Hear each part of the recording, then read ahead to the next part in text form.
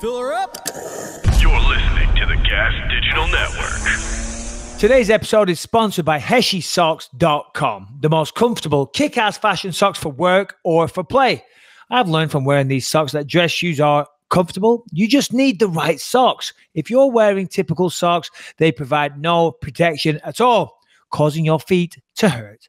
Heshy socks are like pillows for your feet. If you're wearing nice shoes or your feet hurt, you need Heshy socks, okay? All Heshy socks are cushioned in the footbed, the heel, and the toe. Equals maximum comfort. They have arch support in the center of the foot. They're made with high-end Pima cotton. Pima is super soft cotton. It's highly breathable and absorbent if your feet like to sweat. And they are also antimicrobial, kills the bacteria and keeps your feet from stinking, especially when you take your shoes off. Offered in a variety of styles, fashion, basic, statement, subtle.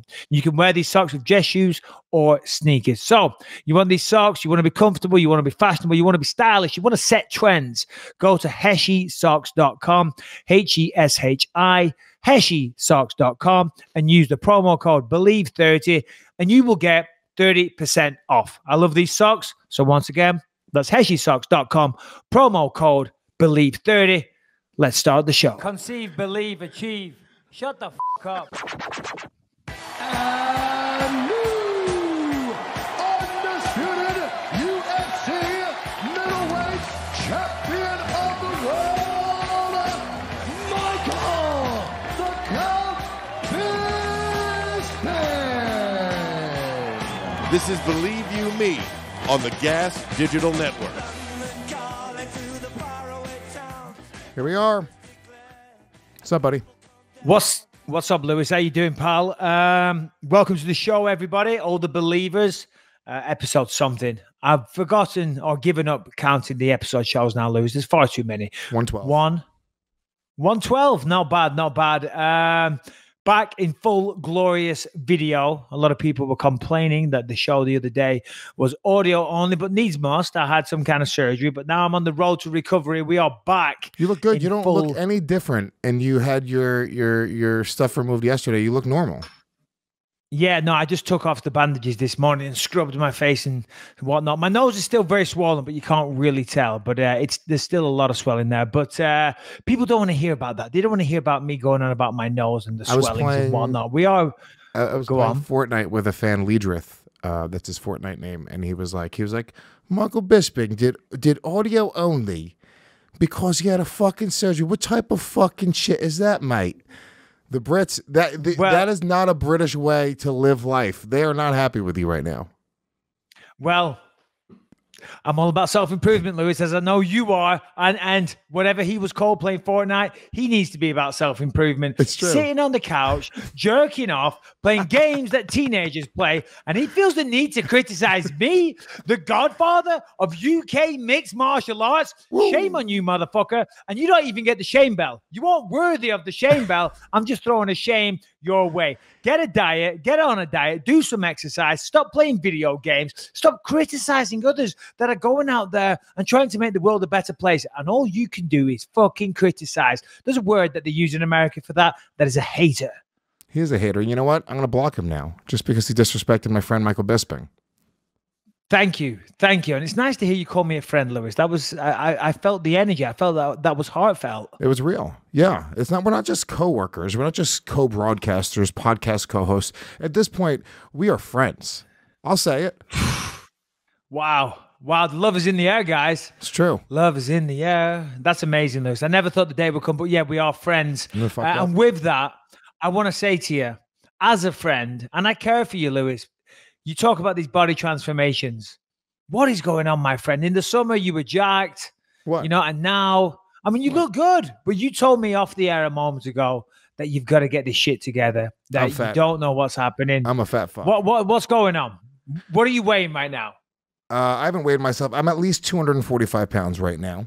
And I have to get myself, but I do this every winter. I gain weight. And every spring and summer, I lose weight. People think you have a scale? Oh, fuck. Yeah, come on, let's do it. Get on the scale. Get on the scale, Lewis. Put the scale in here, you piece of shit. Hold on. Piece of fucking shit, Harrington. Take your shirt off. No way. I ain't taking the shirt off right now. No. Here's what we do. You take your shirt off, and I guess your weight. Come on, way. bro. You could guess my weight with my shirt on, you piece of shit. For the show, bro. You take your shirt off. For the show. They don't want to see me with my... but we got no scales here. Next time I'm in studio, I will. You're a lying piece of shit. First of all, you have scales there because I remember the argument we got in where I was going to take the scale to the fight from your house and you wouldn't let me. And that actually was the reason that it set me off is because I had no idea what I weighed on the way there. And if you had let me take that scale, we would have had no problems in the hotel. You mean you wouldn't have got on your knees in front of everybody and had a public meltdown whilst checking into the Hard Rock Casino in Las Vegas in front of the world? I'm like, oh, Lewis, what are you doing? Get off the floor. Stop pulling out your dirty underwear and shouting at the nice lady that's trying to get your room ready. She was not nice. You mean that time? She was not nice. If you show up at a hotel, first of all, look, I work very hard for my money. If I show up at a fucking place that I'm paying a lot of money to be at, I expect my room to be ready. You don't want to show up and you have to go and do all this other stuff. It's crazy. And they should have a more accommodating process then instead of, hey, we'll take your bag and go fuck off in the casino for 5 hours. I agree. I wholeheartedly agree. But I have a couple of things to say to that. Number one, I don't believe you were paying for your room. Jason Ellis Mania was taking care of your room. So, you don't really have that road to go now. Secondly, you are right. You are right. It seems these days people in the hospitality industry have forgotten about the hospitality side of things. Certainly on airplanes, in the aeroplanes, they're rude. They're horrible. Where did I just fly back from? I just flew back from somewhere. Where was I? I travel so Brooklyn. Brooklyn. So, yeah, I just flew back from Brooklyn, and I sat at the gate. And I was right by the gate. There was a little bar. I thought I'd have a little cheeky drink. I'm having a little cheeky drink, and I look and I think, oh, it's time to walk to the gate. I go to the gate. The gate's closed. There's no one there. I start panicking and say, oh no, we've changed. They've changed the gate to the other side of the airport, the complete other side, like a 20-minute run. Because I ran like a maniac, and I thought, I'm going to miss my flight. Typically, when I get on a plane, I grab a big 2-liter bottle of water to stay hydrated, Lewis. It's very important at these altitudes. But I didn't have time. So I run onto the plane. I just make it. I'm a little annoyed. She wouldn't even give me water. And I'm sat in first class, and I asked several times, can I get some water? I'll be with you in a moment, sir. And she was a bitch. If you were on that flight and you were my air host, you were a bitch. And here's what I said. I said to my wife, I said, I'm going to put a complaint in. But I never do. Because it's too much effort, too much hassle. You got to call. But one day I've really got to follow through with that. All you have to do, and this is the truth, okay? And it's a little cunty at this point. I hate seeing people do it, but you got to take advantage of it once in a while. You have a large social media presence. All you got to do is fucking tweet one little, oh my God, Delta was rude. And then they're going to see you got your blue check mark. You got fucking 700,000 Twitter followers. They're going to hit you up right away. 1.1 million Instagram followers, Lewis. You always play down the following 1.1 million gigawatts, okay? 1.21 gigawatts. Lightning. You're going to go to Instagram. Nobody's posting a complaint. You're going to take a screenshot of your complaint and post it as a picture. That's fucking psychotic, okay? Nobody's doing that. But tweeting it out, maybe, and what'll happen is they're going to hit you up and they're going to go, hey, we're so sorry about that. Plus your first class, it's done. It's done. Doggy. Yeah, it's over, baby boy. Well, this week, tomorrow morning, in fact, I fly to Brazil. I think we spoke about it on the radio show back in the day, but do you remember the story of me trying to get back from Brazil? I went to Sao Paulo for a press event for when I fought Vitor Belfort. And when we were coming back, again, business class, I had a full bed, everything. I'm sitting there and I put a movie on. I've got the big headphones on. I take a little something to help me relax on the flight. I'm sitting there, I'm having a glass of champagne. I'm good. I'm fucking good. And I've been watching this movie. It's been on for about 45 minutes. And unbeknownst to me, I didn't know, but all hell is breaking loose at the back of the flight. As I said, I'm drinking my champagne. It's late at night. I'm watching my movie. I'm submerged in the movie, right? I'm not paying attention to everything else. And as the air hostess walked by, I said, excuse me, miss, could I get a little more champagne, please? And she barked at me. She screamed at me, sir, there's more important things going on right now other than getting you your champagne, okay? Do you hear me? And she really shouted at me in front of everybody, and I was really annoyed. And to be fair, when I looked round, there was some issue on the flight, and the flight actually ended up on the runway for about 3 hours, maybe even longer. And it was because there was an exit sign outside of the bathroom, which wasn't there. And apparently without that exit sign there, they can't fly. So eventually the captain says, right, everybody's got to get off the plane. Oh, yeah. So everybody had to get off the plane. And as I'm walking off, I said, excuse me, can I just say something? I said, I really didn't appreciate how you spoke to me earlier. And I said it very calmly, okay? I said, I really didn't appreciate how you spoke to me earlier. I said, I was only asking for a drink. I understand you have a stressful situation right now, but I wasn't aware. And she said something else, bitchy. I went, all right, whatever, and walked off the plane. We get off the plane. We hang around at the gate for about 2 hours. And then they say, okay, the pilot's going to take off now. Everybody board the plane again. So everybody starts boarding. We're waiting in line. And they say, would Michael Bisping come to the check-in, please? I'm like, oh, shit, here we go. So I walk up and the guy says, I'm sorry, the air hostess is not comfortable with you on the plane. You cannot get on this plane.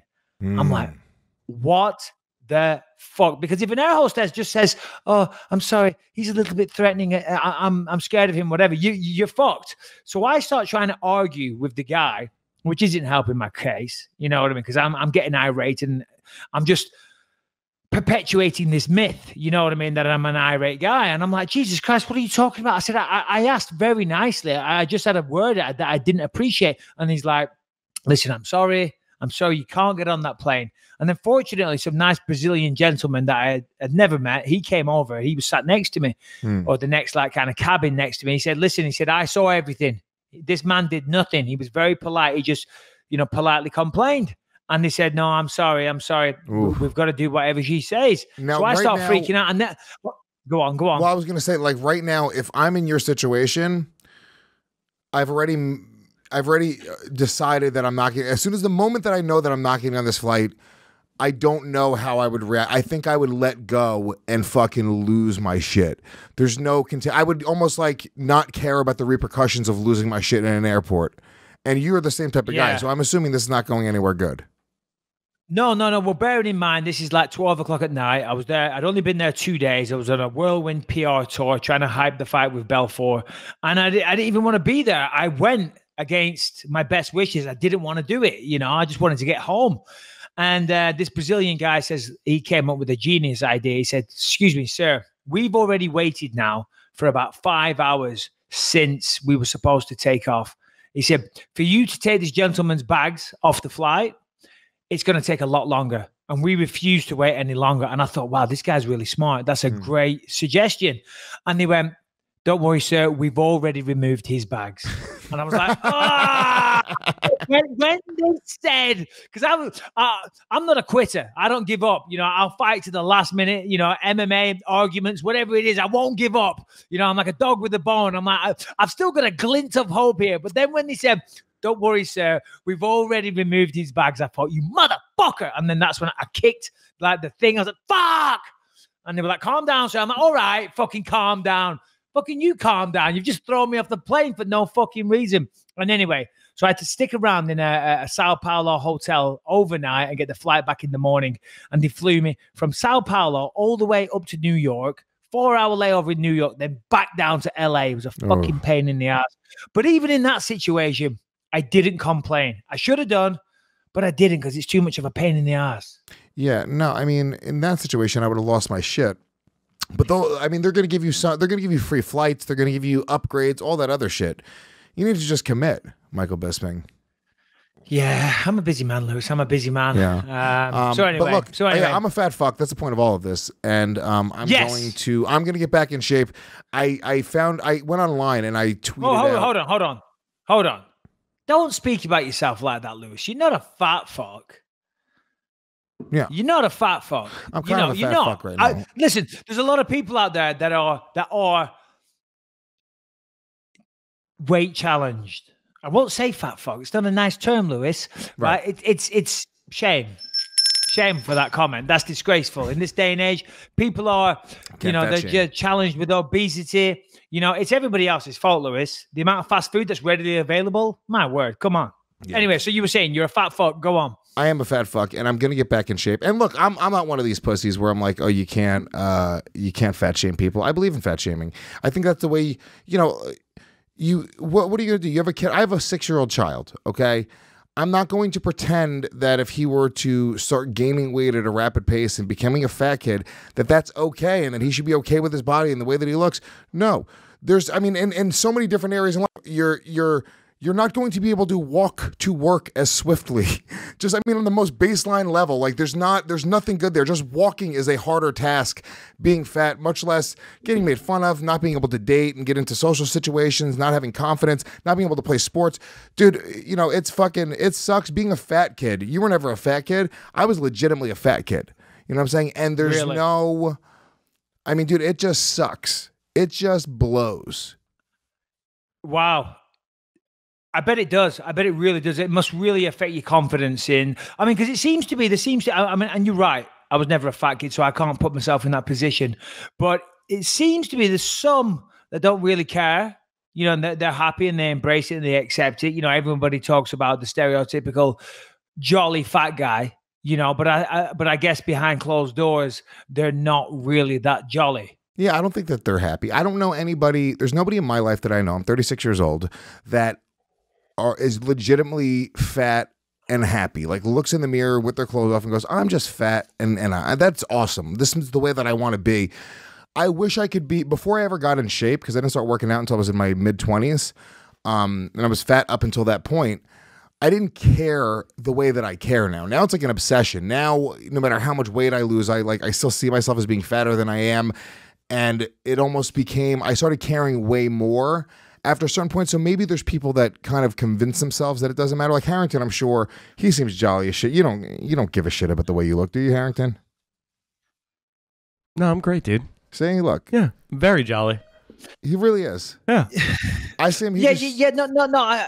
And that's all well and good. But what about this? Because I remember when I met Rebecca, we had kids. I'd stopped any kind of martial arts. I was working at this factory and my diet was terrible. You know, back then I didn't know much about diet anyway. And I'd go to work and I'd just eat garbage all day long. And I'd have a fried breakfast for breakfast, and then just shitty food, and then bars of chocolate all day long and whatever.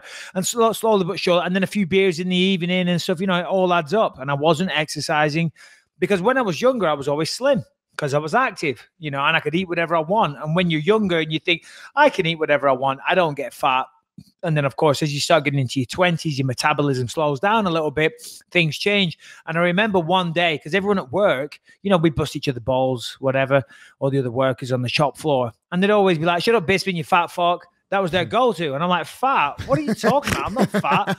I'm just fucking big, you know? And then one day, at our old house on Nelson Street, we didn't have a shower. We only had a bath. And I'm getting out the bath, and we had this huge mirror opposite the bath. And as I was climbing out the bath one day, I caught my own reflection. I was leaned over. I was all pale, fucking bald head, massive belly on me. I was like, oh my God, they're right. I am a fat fuck. And then that's when I said, right, I'm making a change. Yeah. And that's it. I mean, and the truth is, if I would have known as a kid that it is 3 to 6 months of diet and exercise, and you could change everything, the whole way you look, your whole, like, you know, I've done it so many times at this point. I've gotten in shape and gotten back out of shape that I know the process. I know 2 months later, 3 months later, I can be fucking jacked. Yeah. But it's, you know, you don't know unless you know, unless your parents know and it's kind of instilled in your lifestyle. Like, your kids are very lucky. My kid's very lucky. You know, his mother is super health conscious. She exercises regularly.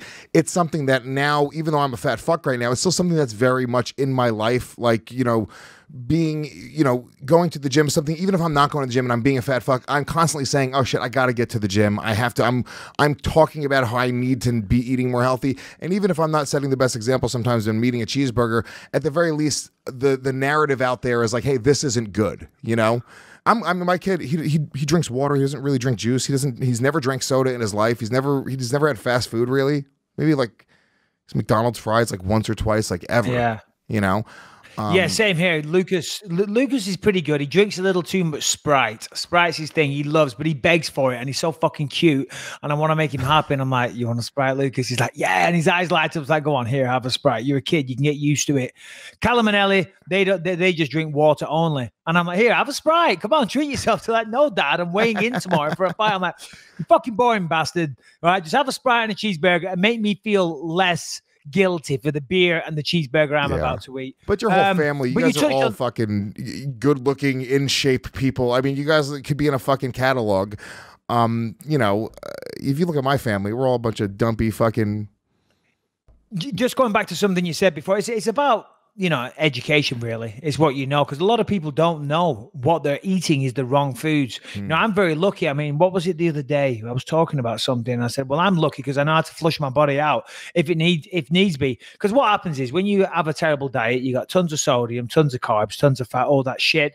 And then that makes you retain water, you know, so then you know, you're way heavier than what you actually are. And then if you detox and you flush your system out and you flush out all that excess water, you'll get down to your true weight. So that's why on all these fad diets, the first 10 days, 2 weeks, woo, there's an amazing result. You do lose a lot, but then you plateau. And then you're actually trying to lose fat. Yeah. So, but it's, you know, I remember my mom, her idea of a healthy snack was like a sandwich on white bread with, you know, tons of processed ham and cheese and maybe a lettuce leaf. So therefore, it's got salad on it. It's healthy. Yeah, you're getting your nutrients. Why not? You know? There you go. I mean, I knew nothing. My mom, she ate so unhealthy that I didn't even know just the basic, simple concepts of you know, diet and exercise until I was in my mid-20s. And now I know, but I gotta look. There's a program that I looked up. I went online. You tweeted at me as well. So I was gonna say, all this aside. So what is the plan? What are you doing? Tell me about this before. Just tell me. I tweeted out to the fans and I said, hey, what's going to be the best program to get me Jack fucking Diesel real quick? Because that's what I want. Forget feeling good. Like, you know, I'm sure if I'm Jack Diesel, I'm going to also feel good. That's going to be a byproduct. You did say that, which I thought was a little bit of a douchey. You know, I don't know. Yeah. You know, but whatever. Come on, I want to get Jack Diesel. I don't give a shit. I'm douchey.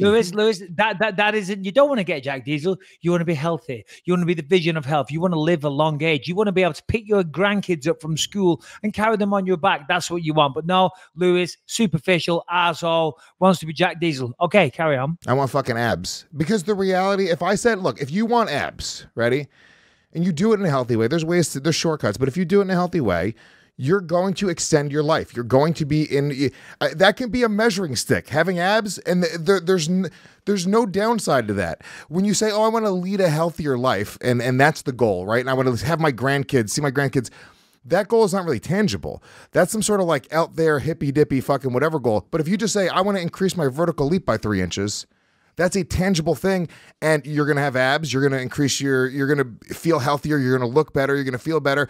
You have to eat better. You have to, in order to do those things. So I am actually picking a practical goal, which is to be Jack fucking Diesel. What happened to your light? Yeah. I like it. There it is. It died. I have a practical goal to be Jack fucking Diesel in 3 months.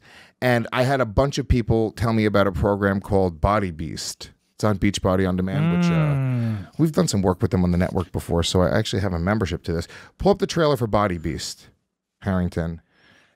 I'll tell you right now, anything that's called Body Beast, I mean, whilst it might make you look better, because a beast of a body sounds good, but it sounds like something you would stumble across if you were channel surfing late at night. Hey, what's up, guys? It's Arnold McDouche here, and I want to let you know, you want to get sick abs, you want killer biceps like me, you want to look hot on the beach, okay, all you got to do is follow my 10-step program and give me $249.99. Hey, and the first 3 months are free, or some shit like that. You know the one I'm talking about. It's some fun, but that's the thing, they're all that, right? Every program you can find online, unless you're going to go pay for a personal trainer, which I don't really need. I mean, I work with Diego now. I'm working with him on the weekends again, but I don't need a personal trainer to show me how to lift weights. I know how to do that. You need a program that sort of mixes it up and works. And I know how to lift weights. I have decent form. So yeah, any program that you could find online that is I can't see Bisping, by the way. Can you make it so that I can see him? Any program that's online that you're going to have that's going to, detail what to do, you're probably going to be in good shape. But this is the one that everyone tells me will get you fucking ripped. And these guys, Bisping, look, you're in great shape. Oh, okay. I want you to show me the trailer. Do we have the trailer ready to go? Okay. Listen, I want to see Body Beast. I'm really excited. Body Beast. Oh. Whatever. Oh, yeah. Whatever. Takes. Yeah. Takes. Yeah. We are not quitting. Get big. You gotta live big. This is what I'm talking about. Let's go. Aggressive set. Come on. You want to get shredded? You want to get ripped? That's what it takes. No, you want to stand like you're taking a dump? Last one, please. Booyah. Nice. Look at this guy's body now, Bisping. Dude. This is what we want, right? This is the type of body. If you want to be fucking a superhero. This is where we're going wrong. Motherfucker, Body Beast. We're going to a whole new level. There you go. That's what I'm talking about. Now, if you did That's Body what Beast, you're talking about. All right, well, that's fine. We got it. What's the guy's name that is the guy who made Body Beast? Because he's jacked. That's the type of body that you want. Okay, you have a lean MMA body, fine, whatever. That is the type of body that Hollywood wants, Mr. Bisping. Trying to be an action hero? I'm trying to work on it, Lewis, okay? I'm working on it. Rome wasn't built in a day. And it also wasn't built by 3 douches in a fucking string vest, acting like assholes, squeezing their muscles and screaming at one another, okay? It's built through dedication, hard work, a good diet, getting out of bed, doing some cardio, going to the gym, lifting some weights, localizing muscle groups, things like that. But generally, the diet. You cannot out-exercise a bad diet, okay? Those guys, what they're not telling you is that they're sticking a fucking needle in their ass twice a week. Okay? Yeah, they are. You want to get jacked? You want to get jacked? And I'm not talking about the needles that they share in the steam room, okay? Those guys want to get down like that. They can get down like that. I'm talking about the anabolic steroids that they're clearly on, okay, Lewis? But sure. So his name is Sagi Kalev. Pro bodybuilder since 2000, or since he was 16 years old. Soggy, as in like soggy. Soggy. Good. Soggy tits, no, not saggy. Soggy. What's soggy? Soggy biscuit. It's soggy biscuit. Fucking hell. Is that what you look like with your shirt off? A soggy biscuit? Dude, I look like I'm fucking melting. I look like somebody left a wax sculpture in the sun for too long. It's a goddamn nightmare. Oh dear. Yeah. No, this guy, he's no joke, dude. I'm telling you right now. I did Insanity once. I was in great shape when I did Insanity. Yeah. Great. We'll see. We should listen at the end of the day. They're all better than nothing. You know, I don't want to sit here and sound like some personal trainers. You know, listen, a lot of personal trainers, they all think or not personal trainers, a lot of coaches generally, you know, they preach a lot and they think that what they're doing is the best way and the only way. I think the reality is at the end of the day, if you're not doing much, doing anything is better than nothing. Yeah. So, you know, doing that Body Beast workout, great. If you enjoy it, then it's working for you. Because if you're working out multiple times a day, if you fucking enjoy it, you're getting a sweat on, you're burning calories. I don't care if it's right or it's wrong, or some guy that just did a level 3 fucking PhD at Harvard or whatever it is. I don't care who you are. Listen, if it's working for that guy and he enjoys it and he's seeing results, leave him alone and crack on. Yeah, there's no wrong way to, if you're elevating your heart rate 4 or 5 times a week for 45 minutes to an hour at a time, no matter how you're doing that. I don't give a fuck if you're having sex, if you're chopping wood, if you're doing a fucking workout online, you're going to naturally burn fat and you're naturally going to lose weight and if you have a good diet. But really what it is, you're right, it's about motivating and sort of getting to, so for me, I can't do I need something new. So I see this program and I go, yes, dude, I'm going to go do this. It's set for me. It's a 3-month program. And I looked it up and a lot of people are really, really into it. Here's what I will challenge you to, Michael Bisping. Oh, please, please, please.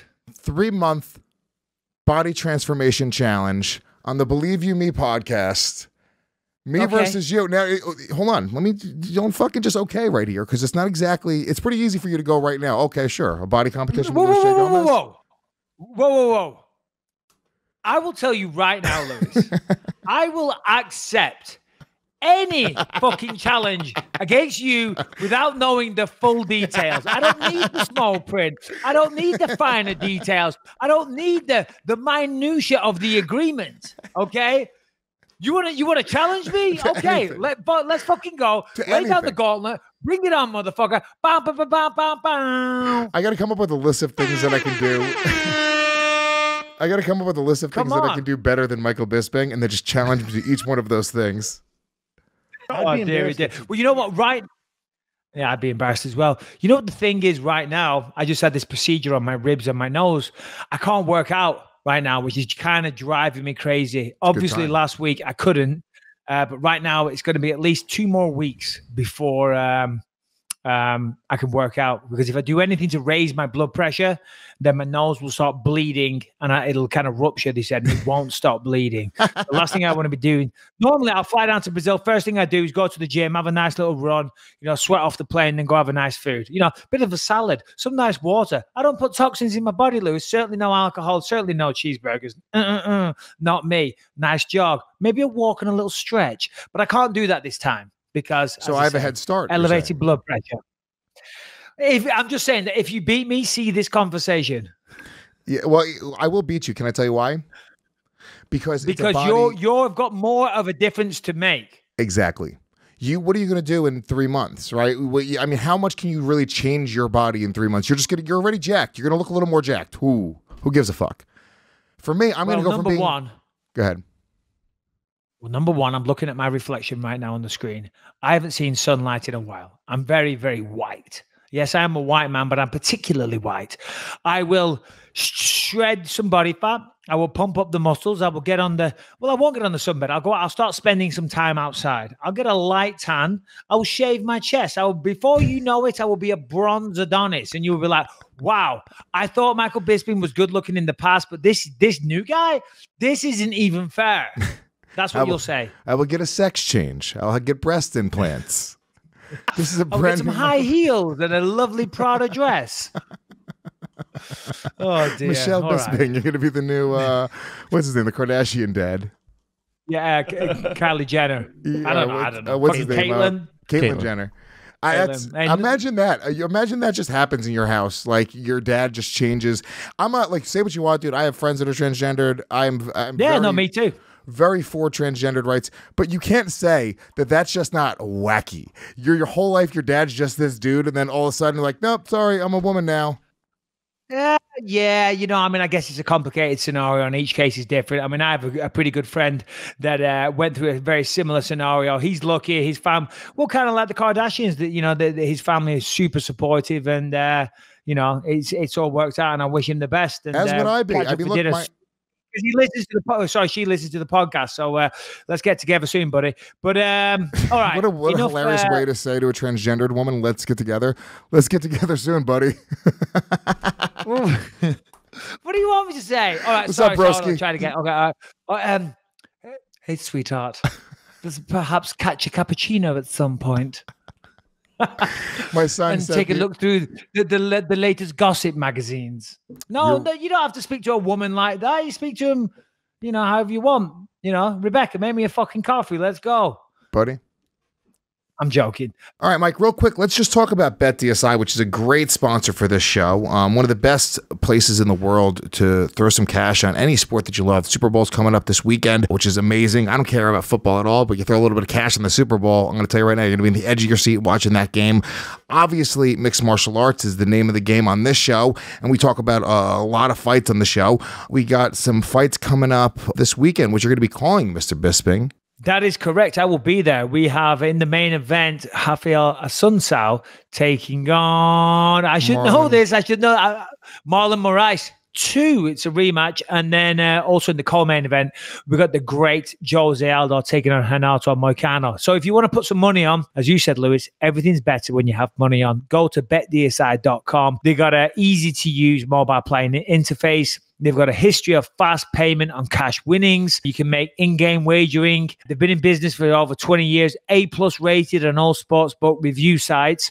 So if you want to put some money on, you want to have a little flutter, go to betdsi.com. And Lewis, we have a great deal for them, right? Yeah, if you guys use the promo code BYM120, first of all, that lets BetDSI know that we sent you there, and that's that you heard about them through our show, which is huge. That's what we want, right? We want you to go there and let them know that we sent you. But also, you can opt in for a 60% players bonus, meaning that they match 60% of anything you bet up to $1,000. So you put $100 down, you get to play with 160. Just know if you do opt in for any of those bonuses, there's a rollover period for those bonuses. You have to play a certain amount of time to cash out those bonuses. Once again, the promo code is BYM120. BetDSI.com is the website. Go there right now and have some fun gambling. All right, where were we? All right. Today was a big day. UFC 229. Of course, we had Conor McGregor versus Khabib Nurmagomedov. After the fight, we all know what happened. All hell broke loose. Khabib jumped over the fence, started a riot. McGregor let the hands fly as well. It was shocking at the time, but also kind of fucking awesome because, there was a lot of emotion going into this. Of course, we didn't know what was going to happen. Of course, punishments were going to be dealt down. It was the highest, most watched pay-per-view of all time for the UFC, and everybody saw all hell break loose in the crowd afterwards. So the UFC or the Nevada Athletic State Commission had to do something about it. It's taken them a while. I was critical of how long it was taking because that same week, 2 basketballers got into a fight, actually let fists fly on the court. The same night, the sentence was handed down. They had a small fine, a small suspension, and that was that. For some reason, it's taken till now, which is what is it? End of January. It's taken to the end of January, October, November, December. It's taken almost 4 months. But Harrington, what went down today for the listeners? I know, but just break it down. Well, basically, the ruling that Nevada State Athletic Commission gave is a 1-year suspension for each of Khabib's 2 teammates that got involved in the brawl. I'm going to try to pronounce their names. Abubakar Nurmagomedov and Zubira Tukagov. Tukagov. Okay. It's close. I'm going to get that guy again. Old Tukagov. Got it. They got fined $25K apiece, and they got suspended for 1 year. Khabib was suspended for 9 months, which can be reduced to a 6-month suspension if he agrees to do an anti-bullying PSA for Nevada State, I would assume. Similar to what they made McGregor do after the Diaz monster can throwing incident. And then I kind of weirdly like them implementing a punishment that could actually do good. I don't even know that necessarily anti-bullying campaigns do anything effective, but the idea and the notion is kind of nice that they would give that as an option. Absolutely. The idea and the notion is very powerful, and it's nice to see them trying to get MMA fighters that are in a position of influence, that do have a lot of young kids, particularly young males, that look up to them. They see them as role models. To have them, I'm assuming it will be a video where they regret, they say they regret their actions and this isn't the way to behave, so on and so forth. Yeah, that's fantastic. Carry on. And then Conor McGregor also got a 6-month suspension and a $50,000 fine. Notice that's 10% of what Khabib was fined. Wait, 50,000 is 10% of what Khabib was fined? 500,000. Khabib was fined $500,000. Yeah, interesting. It seems Khabib definitely got the shitty end of the stick there. Although it has to be noted, I guess, that whilst Conor wasn't blameless, he definitely did some things that did need to be punished. They were as a result of Khabib's actions. Khabib was definitely the catalyst. I'm not trying to throw Khabib under a bus. I'm the biggest Khabib fan out there. I love how he's handled himself. I love what he's done since that fight. He's done a lot of good, digging the wells in Nigeria, all the rest of it. But that said, you can't deny that he was the one that jumped over the fence. And had he not done that, none of this probably would have happened. Yeah. Although I do find 500 to 50 a little bit unfair, but it is what it is. He can afford it. It still stings. I mean, $500,000, that's a lot of money. And then apparently he's paid for all the legal fees of the other fighters as well. There's some are saying that it's going to be roughly $750,000 is going to be out of pocket, which is a lot of money. Sucks. So it's no wonder he's looking for that Floyd Mayweather fight. But Lewis, what are your thoughts? Well, look, $750,000 out of pocket sucks. However, the other side of it, step back, disconnect yourself from the emotion, find it sucks that he jumped over the cage. It's not the way MMA fighters are supposed to behave, blah, blah, blah. It probably did more for his value as a fighter.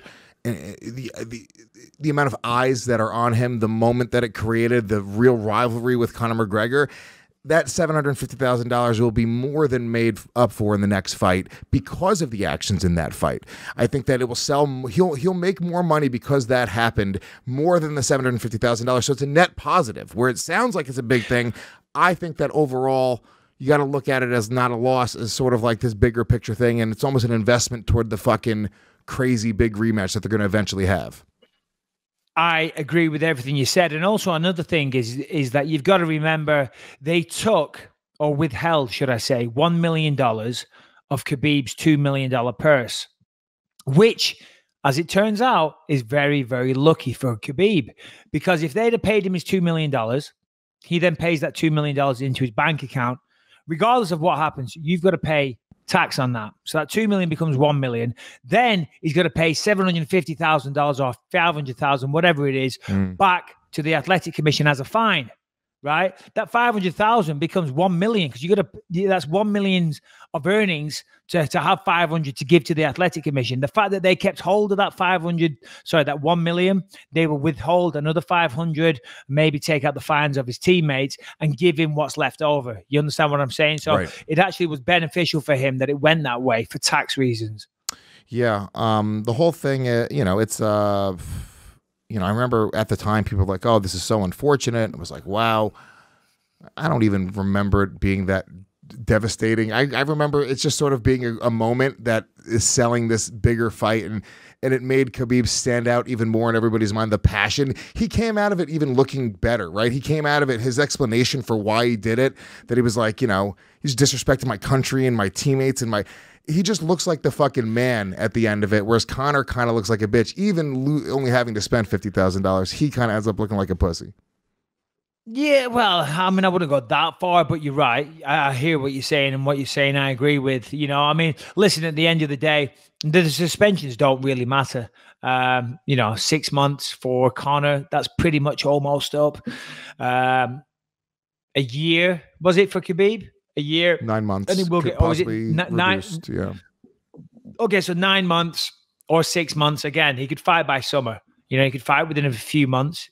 If he does that PSA, if he doesn't, he's fighting by summer, which I don't think anyone thought they were going to fight before then anyway. So the suspensions don't really matter.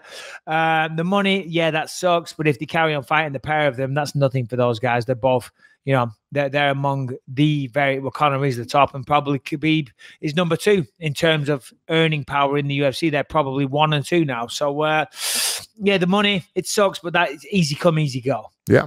Yeah, and that we're all super excited to see what happens with that. I know that they're talking about Conor versus Cowboy as a potential next fight, but no matter what happens, I believe Conor versus Khabib has to happen at one point, right? I mean, that's the fight the UFC are trying to make. Yeah, unless Cowboy that's beats the fight Conor. the UFC. Yeah, but well, see, that's the thing. That is the thing. That is the risk of the Cowboy fight, because if Cowboy was to beat him, which, that's one of those fights, could go either way. If the Cowboy that showed up against Alexander Hernandez, he could beat Conor.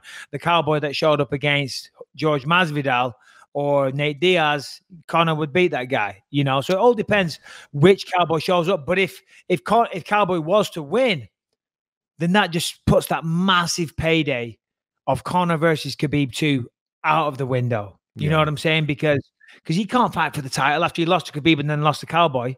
It just ain't going to happen. I know that Khabib's father said UFC offered $15 million. They've said they want $30 million. I mean, we're talking serious amounts of money here. By the way, that's just an article that I read online, so I don't know if that is gospel. No circle of trust issues here. Just what I've read online, Lewis. Yeah, we've really come a long way. Even just being a fan of the sport for the past few years, talking about a $30 million payday in MMA, it seemed unfathomable 5 years ago. That type of number. Yeah. No, of course it was, and it was only numbers like that were only ever heard of in the boxing world, So we are closing the gap, and it is down to guys like Conor McGregor. Oh, sorry. I just said that. Yeah. Yeah, it's down to Conor pushing the boundaries. Ronda Rousey's, Khabib Nurmagomedov's. These guys have done it. Daniel Cormier, I won't divulge, but I heard a rumor, that he got a massive payday for his last fight as well. So, fucking left up Larry might have to come out of retirement if this fucking carries on. Jesus Christ, Fucking enough of this believe you me bullshit. I got beat up a couple of bombs. Boom, let's go, baby. Let's go. Believe you me with Harrington and Louis J. Gomez. So, Jesus Christ, how the mighty have fallen. Never mind being at Ellis Mania. I'm stuck with Lewis and Harrington every week, twice a week, 3 times a week. Also, $4 the weekend million we had according to Bellator. MMA fighting. Wait, who got offered that? DC got offered. Cormier. Cormier got offered $4 million to fight Derek Lewis on just a few weeks' notice. Yeah, that's huge. Not bad. Yeah, I don't know what number Mike heard, but that's the one that all the MMA sites have been reporting. So I figured I'd throw that out there. Yeah, it's pretty. That's the number I had in my head. That's the number that I read online also. But it's not bad. Take someone down and tap them out in one round. I mean, the thing is, he's putting his belt on the line. So it has to be a large number for him to risk that at short notice. That all makes sense.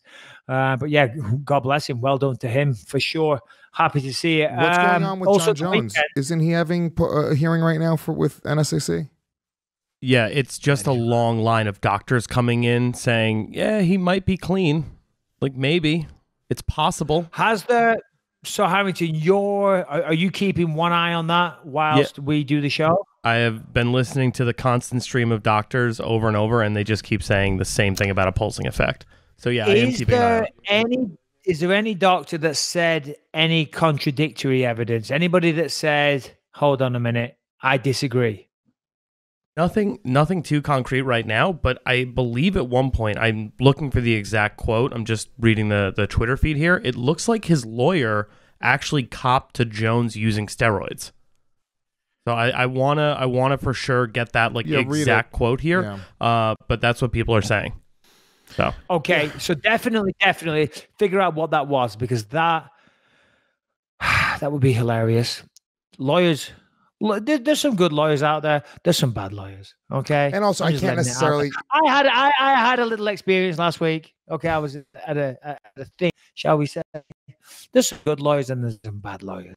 We'll just leave it there. So we don't know whether this lawyer is good or bad. Maybe he's telling the truth. Maybe he's lying. Maybe wrong for John. Maybe right.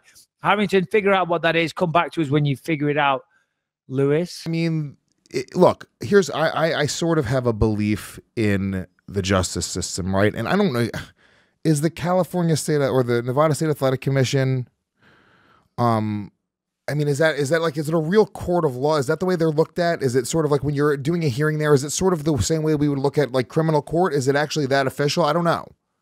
Yeah, it is. It is. Well, from what I've seen and from the hearings that I've watched over the years, being involved with MMA, yeah, that's how it is. They go up there, the lawyers speak on behalf of the client, the fighter, and then people come in and give expert evidence or witnesses. So yeah, pretty much like you would imagine a regular trial on TV. That's kind of how it is, but obviously not the ramifications of a criminal court. Well, let me ask you a question. Let's say Nevada State Athletic Commission issues a fine of $20,000, $25,000, and you don't pay it.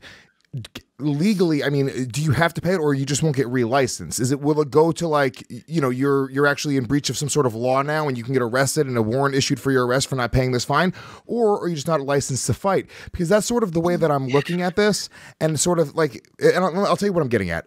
If there are doctors coming in and saying that there's a chance that Jon Jones is innocent and that he is not actually cheating, and this is just a pulsing effect, and there is reasonable doubt to believe that, that's reasonable doubt. If there's a bunch of doctors that are saying that, I can't say 100% convict this guy based off of that. If this was a criminal trial, I would say that's enough reasonable doubt for me to go, you know what? I don't think that I'm not 100% positive, so I don't want to convict somebody if I'm not 100% positive.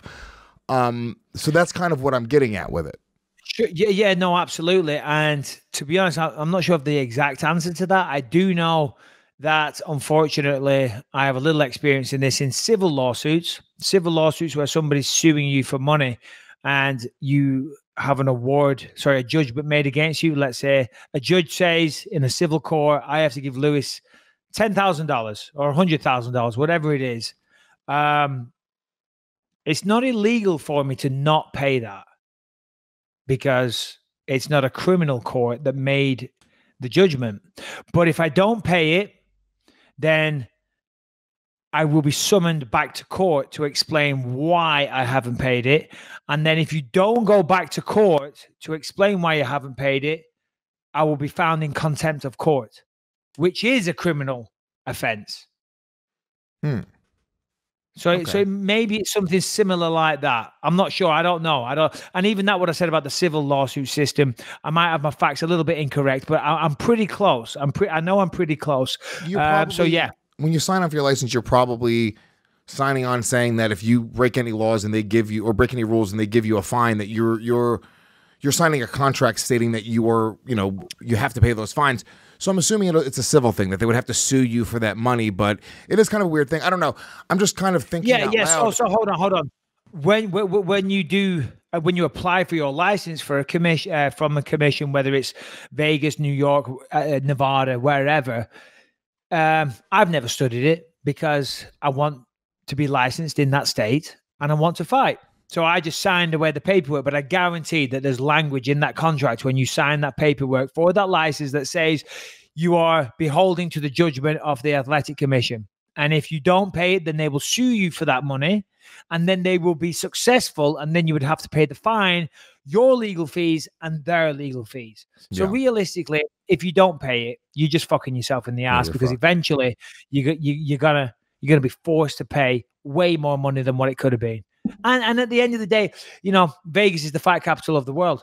It really is. And you want to fight in Las Vegas. That's where all the big fight happen. Maybe Madison Square Garden as well. They could fight there. And generally, a lot of the commissions, they work together. So if you're fined in the state of Nevada, you're fined. If you're banned in the state of Nevada, you're banned throughout the United States of America. Now, technically, you could say, well, hold on.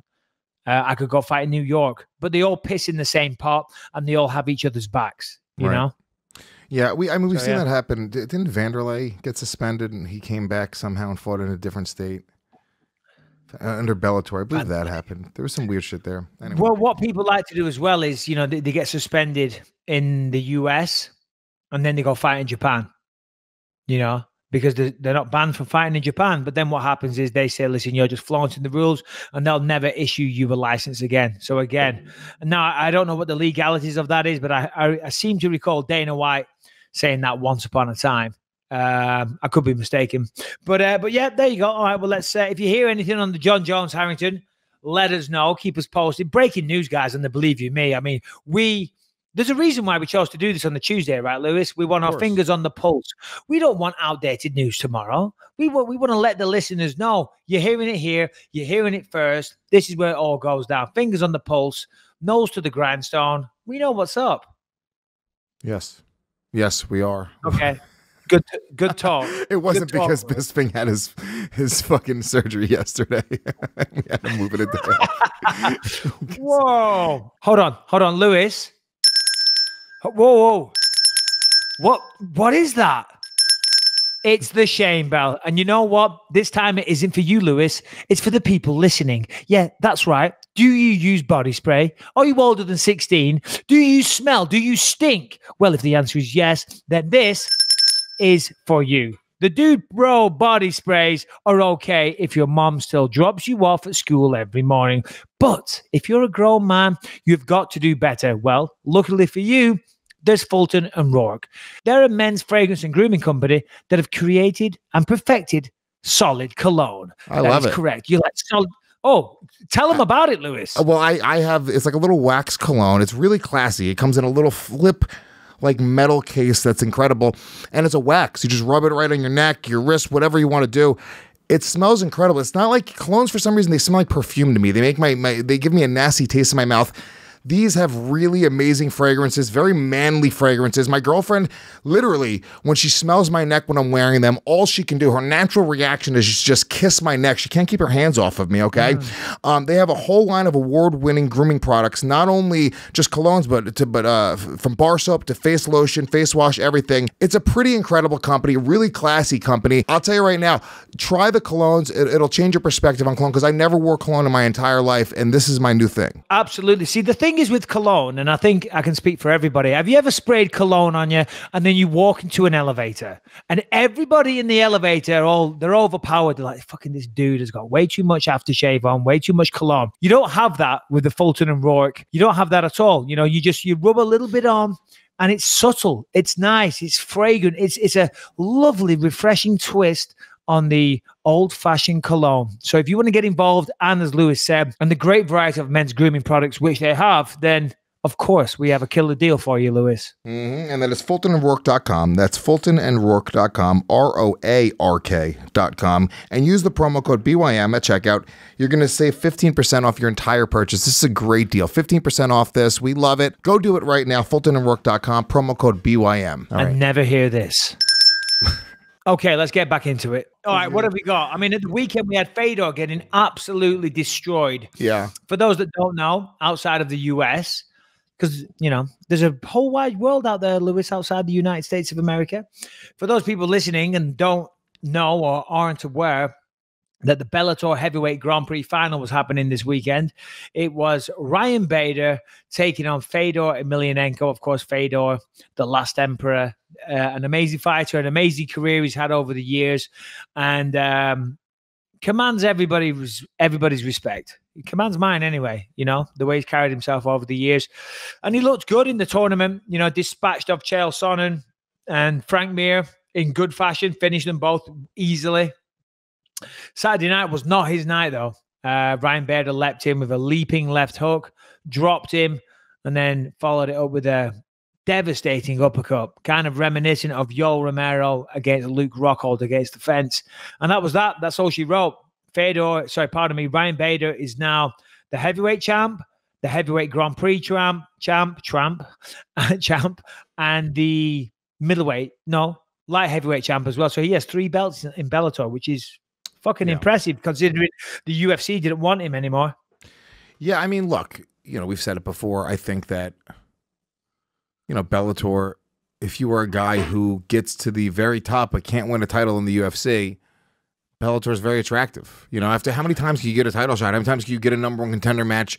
You know, Ryan Bader, for all intents and purposes, was sort of a gatekeeper at 205 in the UFC for a long time. He was the dude to beat. So I think that it's not so much that Ryan Bader looks that much more impressive. I think he looks that much more impressive compared to a lot of UFC washouts and a lot of guys that are coming up. And he looked impressive to those guys as well in the UFC. The guys that were not top 10 in the UFC was crushing, you know, and any up-and-comer he would kill. I like Ryan Bader. I think he's a great fighter, and I think it's a good move for him. Yeah, I guess they said, is it a move to the UFC? You know, is that something he's thinking about? He's like, no, I want to resign with Bellator. Of course. Get to look, you have 80 belts in Bellator.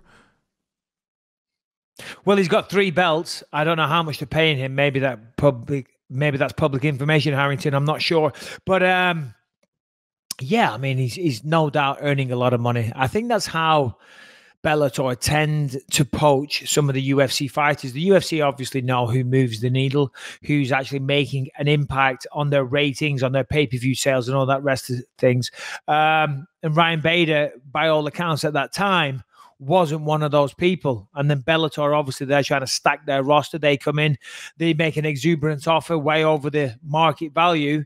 And then, of course, if you're Ryan Bader, you're going to take that. The UFC, they're like, no, you know, we're not going to match that because it doesn't make economical sense for us.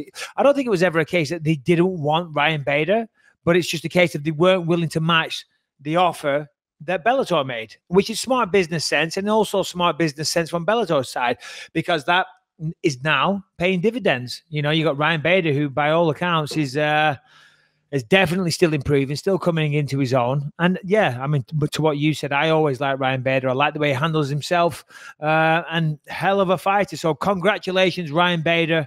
Well done on that one. What else we got, guys? Harrington, anything? No, I'm just looking up his Bellator contract. What I did find interesting is he was able to negotiate an inactivity clause. So if they don't book him 3 times in a year, he gets paid for 3 full fights showing up. Smart. Interesting. Smart. I like that. Yeah, I mean, his last loss was in the UFC to Anthony Rumble Johnson. Got knocked out in the first round, but then look, You know, got a couple UFC wins. He was he was on a win streak in the UFC when he moved over to Bellator. I forgot about that. Couple of things. Everybody gets knocked out against Anthony Rumble Johnson. Yeah. Not everybody, but you know what I mean. He starched a lot of people in the first round. Generally, it's the first round, though, he doesn't get it done. And secondly, going back to that clause, you know, all he's done there is guarantee that he's definitely fighting 3 times a year. Because if you own Bellator, you own UFC, whatever, and one of your fighters is smart enough and you agree to a clause where they have to pay you for 3 fights a year, then you better get ready for fucking 3 fight camps a year, buddy, because I'm putting you up. I don't care if it's against the most awful fighter ever. But if I'm paying you, you're fucking showing up, you're weighing in, and you're earning that money, buddy boy. Yeah. Like, you know what I mean? 150K flat, no win bonus for Bader. And that's what he was. That's just what he's getting paid standard. Really? So, you know, 5-fight contract, 750 grand. But it's also different because they can go out. It's almost like the UFC model from before the Reebok deal, because these guys could all go out and negotiate their own sponsorship. It's just a different. It's just different. I'm sure Ryan Bader's deal at the end of the day, he's probably making comparable money than what he would have made in the UFC, if not more. You know, it's just a different beast. I think the real value though is being a UFC fighter. It is the, you know, brand of excellence. You know, there's no way, I don't care what way you want to slice it. If you're a Bellator fighter, you are not looked at as good as being a UFC fighter. I don't give a shit who you are, what way they want to sell you. It's just the B league. Yeah, well, public perception, you're right. And it probably is. You know, I mean, the majority of guys that they have over there that are household names, Rampage, Machida, Ryan Bader, these were guys that were starting to lose in the UFC and then got offered a better deal in Bellator, you know. So, but they are now starting to, you know, breed their own stars. You know, I mean, one guy that had a lot of hype behind him that people were really talking about was Aaron Pico. And by all accounts, he was looking outstanding. He lost his Bellator debut. And then since then, he won a number of fights. And he was looking like a bona fide star, good looking, talked well. Freddie Roach said this week or last week that if he was to switch over to boxing, he could be world champion in boxing pretty quickly. An absolute incredible wrestler. His wrestling credentials are just off the charts. And as I say, talks a good game, looks good, dresses well, sponsored by Ruka. You know, shout out Ruka, where I train. But he got knocked out cold. Knocked out cold in the first round. That's the way it goes, man. MMA is a vicious sport, you know. He's young. I think he's like 24. He'll learn from it and probably come back better. Unless he just doesn't have the chin. You can have all the skills, but if you can't take a punch, then getting punched in the face isn't the right sport for you. But 22 you know, years old. Oh, 22. Yeah. I mean, look, you know, he's a super young fighter. 4-2. I mean, yeah, once again, we had the conversation with Ben Askren on the show a couple weeks ago. It's like, it doesn't really mean much if you're starching everybody in Bellator. And I feel like I'm being disrespectful to Bellator fighters. There's a few fighters that, you know, we've interviewed on the show that, you know, Chael Sonnen, we love. But come on, if you're behind closed doors, everyone feels this way. This isn't like a debate. Yeah, you're right. I mean, I want to choose my words carefully or perhaps give a disclaimer, because I know firsthand what the sacrifice that fighters make to go through this. Sorry, I see your cameraman adjusting. The problem is I need to get a new chair because I sit up like this, and then as I talk, I slide down because it's that soft Italian leather that my chairs are upholstered in, you see. And my slim bottom, because of all that running I do, I don't know, it just makes me slide off. But what was I saying? Oh, yeah, Bellator. Yeah, I know what people go through. You know, I know the sacrifices, as do you, Lewis. So I wouldn't want to diminish what they do by saying it's a B league. You know, yeah, listen, the #1 show by far and large, it's not even a conversation, is the UFC. That is the industry standard, the industry leader, the biggest organization, the most recognized, the most earning potential, and that's where the majority of the best fighters are. But the guys over there in Bellator are still busting their ass and doing everything they can to find success, glory, make a better life for themselves. You know, so I don't want to shit on their bonfire. Of course. What could Bellator do to get the #1 spot? Is there anything they could do? I mean, I don't even know what the angle is. You need enough people saying that they're better. You need enough influential people saying that they are the better league over and over and over again to change public perception on that. Well, the thing is now they seem to be having a lot of celebrity endorsement over at Bellator. At the weekend, Chris Pratt was there. He walked out a fighter to the cage and was losing his mind when his buddy won by submission. 50 Cent, he's there a lot. And I remember there was someone else recently. I think Halle Berry might have been at one of the fights. I don't know. Yes. Yeah. So they seem to be getting a lot of celebrities involved over there. I mean, listen, playing catch up to the UFC probably is never going to happen. They're too ingrained as the worldwide leader in terms of MMA, but you never know. Just keep doing what they're doing, keep hiring big names. They're going to have to spend a lot of money. That's why Dana White used to say back in the day, he used to say, oh, you got these, you want to rival us? Perfect. Go ahead. Spend $200 million on a product that's going to go nowhere, because that's what a lot of people used to do. They'd invest and try and compete against the UFC and ultimately just waste that money. And Dana would love it, because all they're doing realistically in the grand scheme of things is making MMA a bigger sport, which all filters back to the UFC in the long run. Yeah. You know, now I'm not saying Bellator couldn't take over as the number one. Of course they could. They got deep pockets. They're owned by Viacom. They have some stars, some homegrown stars that they're making. As I said, Aaron Pico was one of them. He could come back. They got some UFC name. They certainly got some brand equity in the MMA space. But it's a long battle if they're ever going to take over the UFC. And I just don't see it. I don't see it. Yeah, I don't see it either. I do like the fact that they're letting Ryan Bader defend both titles, though. That's one thing that I think that the UFC can maybe take from them. You know, if you can make it happen, you know, defend both titles. Why not? Why wouldn't you want the best guy that beat the guy who had the title to defend it? So, all right, what about this? I know I just want to address. Oh, sorry, what were you going to say, Louis? Well, I was going to bring up Till versus Masvidal. That's actually official for UFC London. I think we're going to be out in London for that, right? We are going to be out in London for that. We're doing a show in Toronto together, hopefully, Lewis. Details will become known very, very soon. We're about to make an announcement. We'll be doing a show in Toronto, a show in London, and some live podcasts along the way. We're going to, you might be seeing more of me in New York City this summer. We got some comedy festivals coming up. We got some things happening. But Till versus Masvidal. Are you sure it's Till versus Masvidal? Yeah. Right? That's the fight, yeah. That's official, right? Yeah, it's official. It's a good fight. I like it. Let's go Darren Till. Not the biggest fan of Jorge. Jorge, which is it? I mean, you're a Puerto Rican, Lewis. Shed some light. George or Jorge? I think his grandparents probably call him Jorge.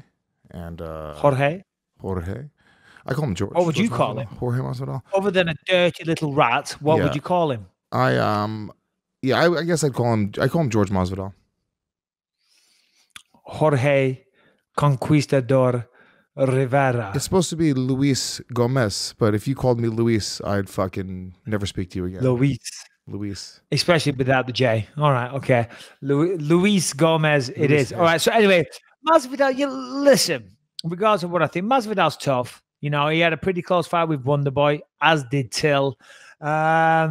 This is a good fight for Darren Till to come back, get back in the winning column on home turf in London. This will be the first time I think Till fought in London, so that'll be good. I'll be there. You'll be there also. I'm excited about going to England. I've never been to England in my life. I'm gonna have some fish and chips. To take well, I'll take you around a little bit. London will blow your mind, Lewis. It will blow your fucking mind. It's like, I mean, New York's an amazing city. I love New York, but London's very different, but very similar in some ways. Cool. Everything's just so old. The architecture's so fucking old, and the culture is very different as well. So you'll get a kick out of that. Masvidal yesterday, I think, was on the Ariel Helwani show, and he was talking about me again, saying that he saw me in Shanghai with my wife and kids and didn't choose to antagonize me, insult me, start some crap because I was with my wife and kids.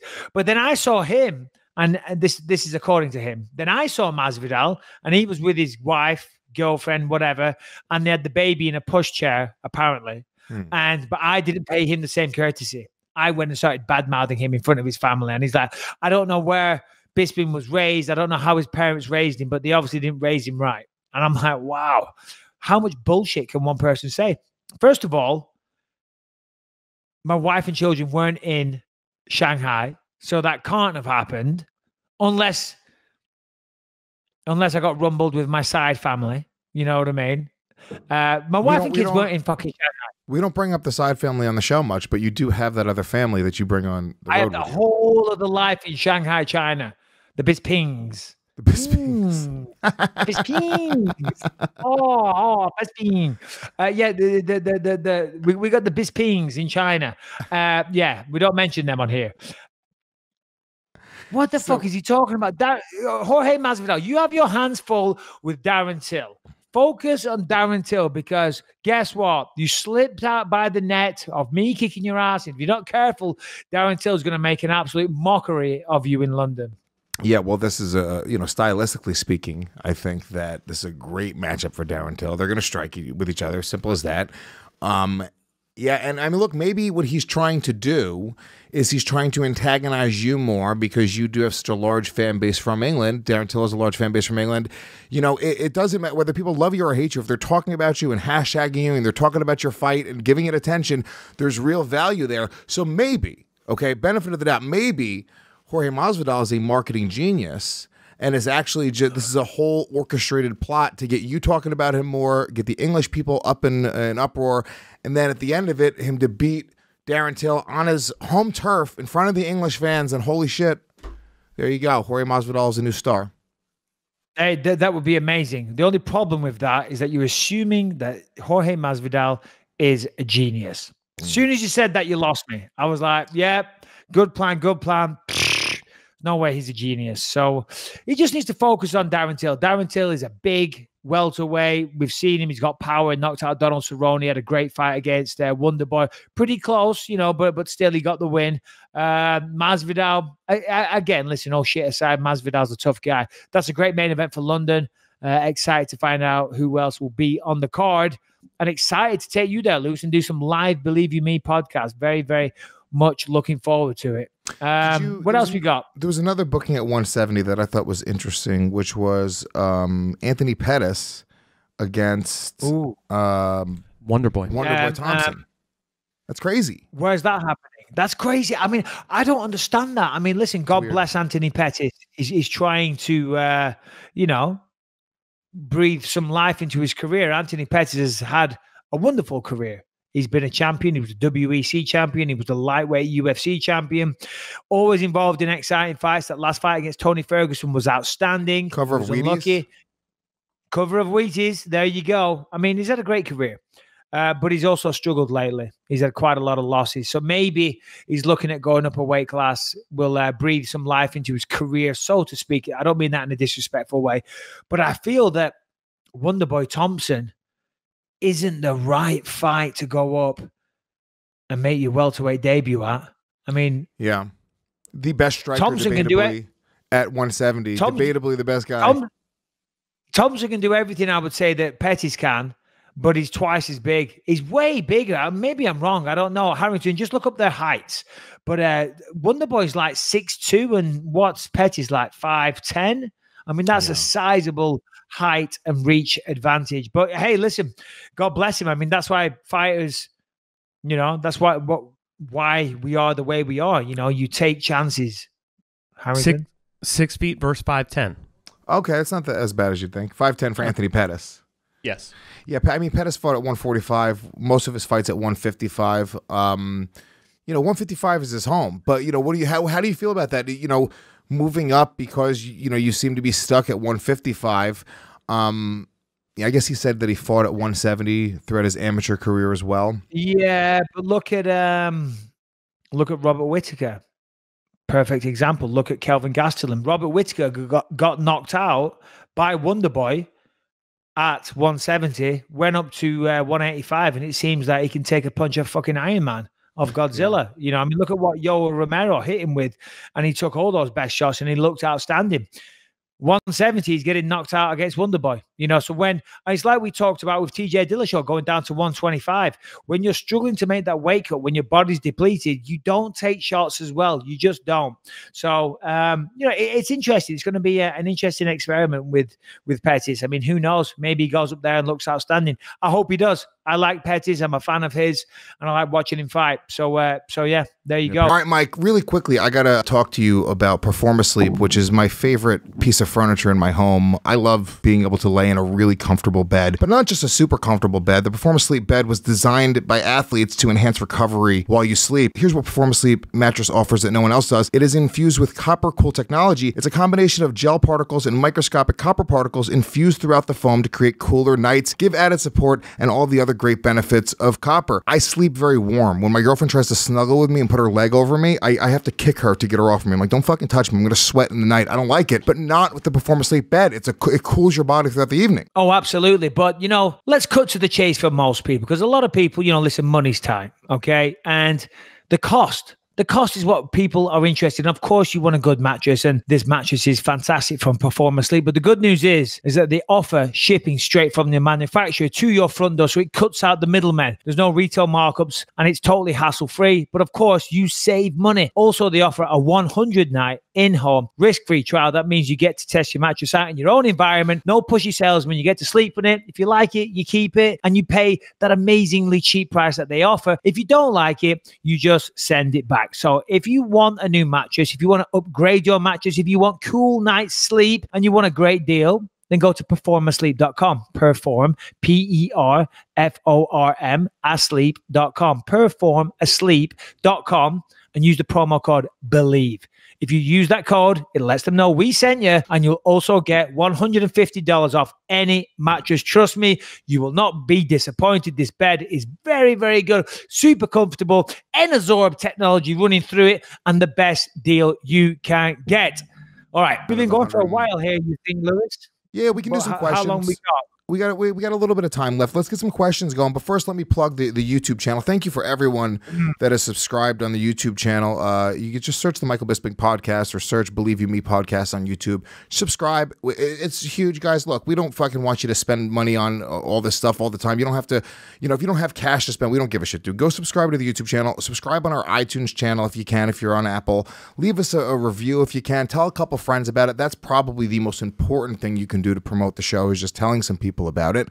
And if you love the show, every episode that we've ever done, we're 112 episodes in, every episode we've ever done is available on demand at gasdigitalnetwork.com. The latest 15 episodes are on iTunes and YouTube, and you could watch the show stream live and free every single week. But all of the on-demand library is available at Gas Digital Network. Also, pre-release, it comes out a day before it goes to iTunes, uncensored and ad-free, plus our live chat as well. Use the promo code BYM for a 14-day free trial of the premium service. And if you guys want to join the conversation and send us a video, audio, or text question, bym@gmail.com is the email address. bym@gmail.com. Shoot us an email. We like the video. Are we doing some video questions today, Harrington? Yeah, maybe. Do we have video questions today? Yes, sir. Cool. Is Harrington alive? Yep, I'm here, Mike. He's a little out of it. Who's this guy? You're a little delayed there, Harrington. Listen. Let's have a look at this guy. Who's this chick? This is... He's like, hold on. Handsome young devil. I like the glasses. Yeah. No, looking good, my friend. She looks like a lesbian. The name's Millie. Millie, I don't know. This could easily be a lesbian, Michael Bisping. So you could be offensive right now to this poor young lesbian. You're saying it's a guy. Okay, well, I was trying to be nice because I thought you were trying to make out that it was a girl, and I'm like, no, it's a guy. No, it's but a now hot the name is lesbian. Millie. It's Millie Bobby Brown from Stranger Things with the hair grown. Just what are fucking we press play guessing? and let's figure this out. Is it a lesbian or a dude? What is it? What do you think? But there's no Adam's apple. It's true. Maybe he's got chapped lips, or maybe he's got lipstick on. Go ahead, play it. Let's see. Hey, what's up, Michael Bisping and Luis J. Gomez? My question is about something that happened quite a while ago, but I feel like we never got actual clarification. You and Eddie Bravo got into sort of a verbal altercation, I think, leading up to the GSP fight. And I just wanted to know what led to that, and why you were being such a dick to Eddie Bravo. Oh, shit. All right, thanks. And just kidding about you being a dick. I think you're a nice guy. I think Jorge Masvidal is a dick. Agreed. All right, thanks. Pause it for a second and rewind it for a second. Look at his lips. It isn't a lesbian, but I would still... Like we never got look at those lips. He sucked his teeth and pouted his lips there, like he was like when he spoke about Masvidal, he was like, "Ooh." He knows what he's doing. He's a little tease. Billy, first of all, thank you for the video question. We appreciate it. Okay, we did go over this a while ago, Millie. We did, but I see what you're doing. You're trying to bring old wounds to the surface. You're trying to diminish my character to the believers. And in fact, we even got Eddie Bravo, I believe, on the show, and we had a little laugh about it. I don't know what it was. I don't know. I can't remember what it was. He was going on about something. You know, he gets on his high horse, and I got on my high horse. And in the words of GSP, we may have been intoxicated. In fact, we definitely were. I was hammered. It was the night before the infamous GSP press conference. I was enjoying myself in Vegas. And in the words of Anchorman, that really escalated fast. It did. It escalated real quick, and I'm pretty sure I killed a guy with a trident. Other than that, we're all good. Bravo came on the show a couple of times. Big up Eddie Bravo. Good guy. Yeah. But thanks for the question, Millie. And I apologize, Millie, for Lewis insinuating that you're a lesbian. For one, why is he going to be a lesbian? Why can't he just be a woman? Well, if that was a woman, that would be a lesbian. They would have to be. It's like, no. Look, why do we have to pretend that that's like, you know, if I was a detective and they said there was a lesbian that walked in and then this picture came up, like, all right, this could be our suspect. Wait, let's examine this more. Why can't it be a transgender woman that was born, you know, Milton, but now he's turning into Millie, and he's just halfway through the process? Why you got to say he's a lesbian? He's like halfway through turning into a werewolf. Save yourself. On behalf of everybody that sends in video questions, I've got to apologize to Lewis because I try and keep it positive. Yeah. But you just insult them all. It's not on, Lewis. Have a bit of respect. We've never not insulted the person, so if they send in it at this point, they know what they're asking for. I know. Well, Millie, thank you for the question. Harry's the next one, please. Hey guys, I'm Jerry from Texas. Huge fan. Just became a dad a few months ago, so I was wondering, question for both. Can I see it? What do you think is the hardest part about becoming? It's only audio, right? It is video. Oh, sorry. Yeah, I don't see it. Good. So pull it up. Let's take a look. Oh, play again from the start. Hey guys, I'm Jerry from Texas. Huge fan. Just became a dad a few months ago, so I was wondering, question for both of you. What do you think is the hardest part about becoming a new parent? Thanks, guys. Oh, well, first of all, you can see the nice little newborn baby there. That is beautiful. Congratulations. What was his name? Terry? Jerry. Oh, Jerry. Hardest part, listening to women go on about how hard it is to give birth, you know. Do the split screen, Harrington. I only see myself. Yeah. You know, I mean, women, you know, I mean, of course, I'm sure it's an arduous task. I'm sure it's not easy, you know, but let's be honest. This is what women are designed to do.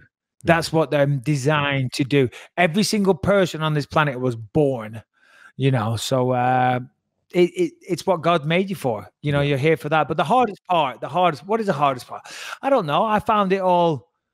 It was nice. It was life-changing for sure, and congratulations. He or she, pardon me, it looks like a boy, I think. Very, very cute. But Lewis, what was the hardest part for you? And you'll give a real answer now and make me look stupid. No, I mean, the hardest part is the fear.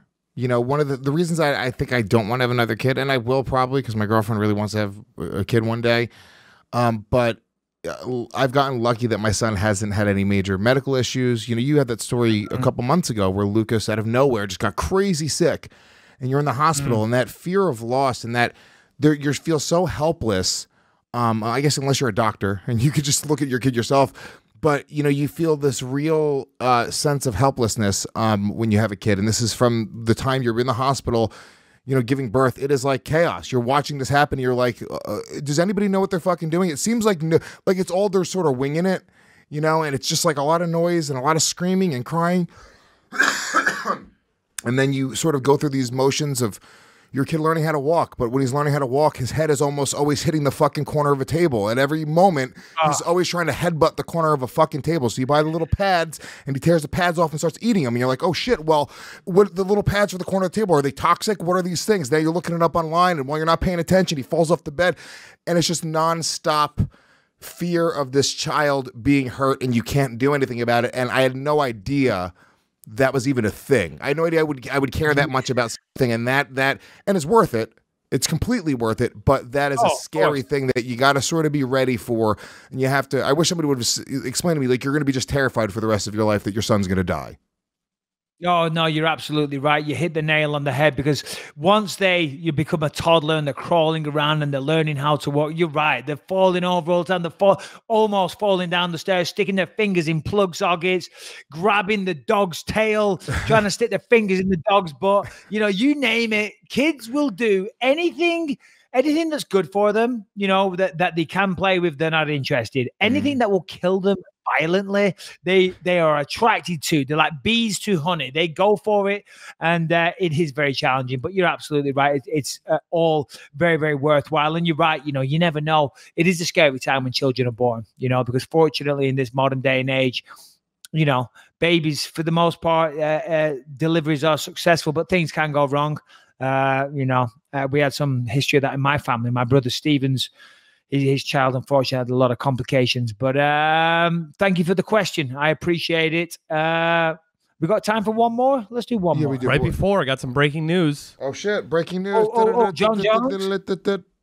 He has been licensed to fight Anthony Smith. Whoa. Of course he has. That's good. Good. I'm glad. Well, listen, I think for the most part, we all knew that was going to happen. I think this hearing was a formality. Is there any juicy headlines or statements that were read out, Harrington? Nothing right now. It's just, from what I'm seeing, is he's been granted a one-fight license. So it's not guaranteed that he's going to continue to get licensed after this, but looks like they don't want to put this card in jeopardy, as the press conference is this Thursday for the fight. So they're going to allow him to fight this fight and then maybe readdress it for future licenses. Well, you got to think about this as well. I think it came out, I think it was today. I saw a headline somewhere. The economic impact of UFC 229 in Las Vegas was $87 million for the city. That's what they generated from the tourism, from the spends, from the bars, the hotels, all that type of stuff. $87 million. That's a lot of cheddar. I don't care who you are. So, you know, they definitely want that being generated for the city. That's good. Congratulations, John. And well done, Anthony Smith. I'm looking forward to seeing that fight. I'm going to be there, I think, working the event. So, yeah, you know, listen, I'm happy for John. Listen, picograms, no picograms. You got to believe what the scientists say. And I remember at the time, I was getting a lot of shit because I seemed to be, people thought I was on the UFC side and this and that. They were saying, oh, I thought you were always anti-steroids, Mike. But now you're saying, I agree with what the scientists said. But if you agree with what the scientists say, which I'm not a scientist and I haven't done studies on it all, I haven't been in a lab fucking checking the samples out. I'm going off what the scientists say. And the scientists say, and apparently Harrington said that they had multiple experts giving evidence in the courtroom. They all say there can be a pulsing effect from a steroid that he must have taken in the past. I think that's evident. He definitely took something in the past. He's been suspended in the past, and it's coming back to bite him in the ass. But he has served his time. Now, I do also see the other side of it, where there shouldn't be a gray area. You either take steroids or you don't take steroids. I agree with that as well. So I agree with both sides. When somebody says this is bullshit, if you've got steroids, you shouldn't fight, I sit here and I say, yes, you're right. But then when I hear that scientists come in and say, well, it's a pulsing effect from something he took in the past, and there is no athletic advantage by having this in his system, I also find myself going, yeah, that's right as well. You know, so it's almost whoever makes the most compelling argument, you know. But for want of a cliched answer, the people that really win here are the fans, Lewis. Yeah, I agree. I want to see Jon Jones fight again. I want to see him fight clean. My concern is 2019, this is the first time I'm ever hearing the term pulsing effect when it comes to steroids in MMA. And the precedence that it's setting, it's a dangerous route to go down, because now if I am a fighter, I'm going, cool. there's the gray area. There's the out, and the precedence has been set, and now they can go to an actual judgment by this athletic commission and go, well, hold on one second, this is that. And that's not good for the sport of MMA. I think, in my opinion, they should have made an example out of Jon Jones. I think they should have suspended him for it. They should have said, hey, you have to come back in 6 months and retest and make sure you don't have anything pulsing in your fucking system, because this is the first time we're hearing about this ever in the history of sports. The first time I've ever, and I'm talking about the Olympics, fucking all these famous athletes that get caught doing steroids in baseball. It went to Congress. Nobody's ever brought up the pulsing effect, the amazing Jon Jones pulsing effect. It's convenient. Once again, if I have to convict this guy based off of reasonable doubt, fine, there's reasonable doubt. I'm not going to convict him. But I do think suspending him and making an example out of him and letting people know that, hey, if you're fucking pulsing, bitches, guess what? You're going to be suspended, so don't pulse. No pulsing. And again, going back to what I just said a second ago, when you say that, when I hear you say that, I find myself agreeing with you. I totally agree. So as I said, it's more about, who puts forward the most compelling argument. There shouldn't be a gray area. There shouldn't be pulsing. There shouldn't be any of that. So yeah, it's a tricky one. It's a fucking tricky one because he was suspended. He did serve his time for cheating.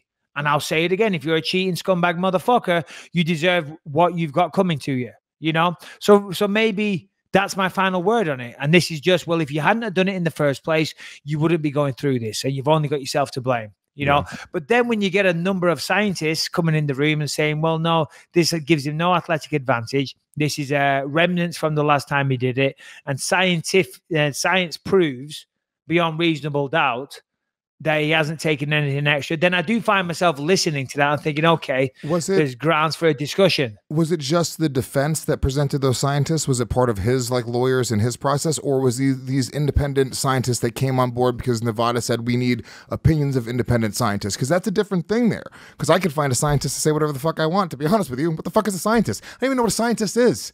What do you find a scientist? Yeah. How do you, I'm a scientist. Yeah, but you're not a very good one. You shit. There's good and bad at everything. There's good podcasters, there's bad podcasters. I'll say we're in the bad bunch. There's good fighters, there's bad fighters. There's good scientists and there's shit scientists. Yeah. There's people that are right and people that are wrong, and they give professional opinion. And I watch enough forensic files with my wife to know that in court of law, they bring in expert witnesses. And then they bring in expert witnesses from the other side, and they completely counter. Yeah, they counter it. So, I mean, that's a good question. Who brought it in? The defense or the prosecution? Harrington? Well, it was more of like a fact-finding mission. So they actually talked to a bunch of people from USADA, like from the actual organization, to come in and weigh in and give their opinions. So. Okay, scientists. From USADA, from the people that are saying that he's allowed to fight. I imagine how many pens were in the front pocket, right? If you're going to tell me less than 3 pens, I am not believing a word they say. Were they evil scientists? Were they in a castle on a hill somewhere? Hold on. Please tell me they were wearing glasses. If they weren't wearing glasses, I don't believe a word. These scientists, they are false scientists. They are not can't be a scientists. Scientist without glasses. If they're not, if you come to me without glasses on, I'm like, this scientist is a fraud. And if they were a female scientist, I want one from the movies. They need blonde hair, tied back, glasses on, lab coat. But when she takes that lab coat off and shakes her hair, she's fucking hot. Hell yeah, dude. Were there any like that? Yeah, we have a hot female scientist. I mean, female scientists. She's great. What are we? We're gonna get dragons now. We're gonna get dragons and White Walkers as well. It's fucking fantasy world. Did not see any of that. All right. A lot of people. No female scientists. All right, it looks good. I'm just saying it looks good. These seem like credible scientists. How many pens? They were in suits. The pens were tucked inside their breast pocket. I couldn't count, Mike. So sorry. They probably weren't. They weren't even scientists. They were fucking paid employees from Zuffa. It was the PR guys. All right. Okay. We have another video question now. We do have one more video. You want to do another video question or now? Yeah, of course. Got time for one more. We got time. This is from Alexander Hobie, a longtime fan of the show. Alexander. Volume all the way up. Big fan of the show. My question is, who do you think is the most underrated fighter right now in the UFC? And if you can answer this one, it's a little more controversial, but who do you think is the most overrated fighter in the UFC? If you can answer those questions, that would be awesome. Along with insults, make fun of me all you want. I love that shit. See you guys. What was his name? Alex? Yeah, Alex Hobie. Alex? More like Alex Hobo. Hobie. Nice hat. Yeah. Fucking I know. bitch. I'm like, Jesus, Sorry. you just finished your shift as a garbage man. You know, nothing wrong with being a garbage man, by the We're way. just reaching right now, by the way. There's nothing even bad to say about him. Like, nice hat, I know, queer. There was nothing. Yeah, there's nothing bad to say, but he's like, please insult me. I'm like, okay, why do you sound so boring? Yeah. Okay, why can't you put a bit more energy and being a little more animated into your question? Yeah, pull him up again. This is Alex from Laverne. I just want to ask if do you have a favorite fighter? What's he got in the background? Some bands? Is that Kiss at the top? There we go. You know what, Alex, how about this? Work on your lighting, dickhead. I can't say anything. The battery in my light went out halfway through the show. So, Alex, don't work on your lighting. Okay, to the question that he asked, who is the most underrated? Man, that's a difficult one. I mean, there's a lot of great talent floating about right now. One guy that we had on the show recently, I don't think he's underrated, but Alexander Volkanovski. He isn't getting the love from the mainstream that he deserves. Another one is Gregor Gillespie. You know who Gregor Gillespie is, Lewis? I don't know the name. I don't know his yeah, he's really good. I think he's like 13 or 14-0 now. Although his last fight was dominance, but the crowd were kind of booing because he's just so good at wrestling. He just held the guy down. Eventually got a submission. But he's an outstanding talent that, again, isn't getting the love from the mainstream. So there's my answer to that one, Lewis. Who would you say is the most underrated, Lewis? No. I said they are underrated. You say who is the most overrated, because I'm a little bitch and don't want to say. Shame. Who's the most overrated fighter in the UFC? Conor McGregor. I mean, he's great, but he's also the most overrated fighter. He's rated as the fucking best. If you ask the average person walking down the street, who's the best MMA fighter? They're going to go, Conor McGregor. They don't even know that he lost. They're dumb. So yeah, everyone puts him on a platform. He seems to... He's 110 on the EA Sports video game. What does that mean? Out of 100. Out of 100, he's ranked at 110. He's like M. Bison in Street Fighter, like he's got glowing hands and fucking he can just destroy you. Special moves. Hadouken. Is that it's no? Crazy. This is real life UFC. He's unbelievable. You know, it's the full package. What Conor is he is the total package. And being an incredible fighter with an amazing style, explosive fighter, creates those moments. Obviously, both in the ring and out of the ring. I'm a fan of sort of the whole thing, right? Whereas I don't root for him in the fights. I'm a fan of what he has done for the sport. We just talked earlier on today about you know, the window being open and how much money fighters are making now, and a conversation about Khabib making $30 million, not possible without the work that Conor McGregor did.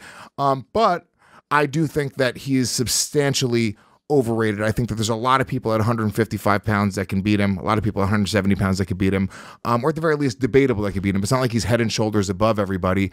And yeah, but that's not a knock. It's just because he's rated so high. Like nobody would deny that he's sort of overrated because he's so highly regarded.